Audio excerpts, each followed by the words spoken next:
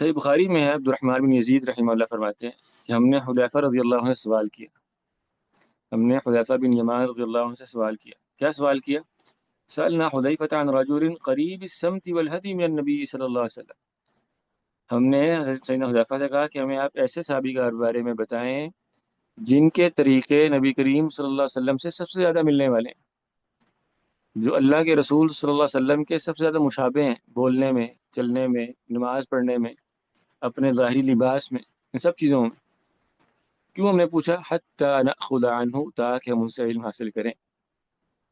اس سے بات معلوم ہوتی ہے کہ صحابہ و تابعین کے دور میں علم حاصل کرنے کے لیے کتنا یعنی اہم پیرامیٹر کیا تھا کہ وہ سمت اور حد ہونی چاہیے جو علماء کی ہوتی ہے. تو پھر سیدنا حذیفہ نے ان کو بتایا کہ آپ عبداللہ بن مسعود رضی اللہ عنہ سے علم حاصل کریں، یہ رسول اللہ صلی اللہ علیہ وسلم کے سب سے مشابہ ہیں، سب سے قریب ہیں ان تمام چیزوں میں. اور یہ جو سلسلہ تو سمت ہے پھر آگے بڑا معروف ہے کہ عبداللہ بن مسعود کے شاگرد جو ہیں علقمہ رحمہ اللہ، یہ اپنے استاد سے ملتے تھے اس سمت کے اندر، اس ظاہری رکھ رکھاؤ کے اندر. اور علقمہ سے ابراہیم نخعی رحمہ اللہ ملتے تھے. پھر ابراہیم نخعی سے آگے منصور، منصور سے آگے وکیع، منصور سے آگے سفیان، سفیان سے وکیع، وکیع سے احمد، اور احمد سے ابو داؤد رحمہ اللہ.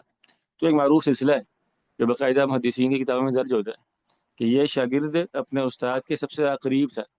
قریب ہونے کا کیا معنی ہے؟ اس سے ملتا جلتا تھا اپنے چلنے کے انداز میں، اپنے اٹھنے بیٹھنے کے انداز میں، اپنے استاد جیسا دکھتا تھا. تو یہ سلسلہ کیوں نقل ہوا؟ اس لیے نقل ہوا تاکہ ہمیں بات معلوم ہو کہ محدثین جہاں اپنے اساتذہ سے علم لیتے تھے وہاں اپنے اساتذہ سے ایک اور بڑی شاندار بات، سمت، اس کے آداب لیا کرتے تھے.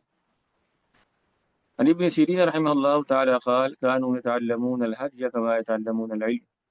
ابن سیرین کہتے ہیں کہ سلف صالحین یعنی صحابہ کرام و تابعین جس طرح علم سیکھتے تھے ویسے ہی علم کے آداب بھی سیکھا کرتے تھے، ویسے ہی علم کے طریقے بھی سیکھتے تھے.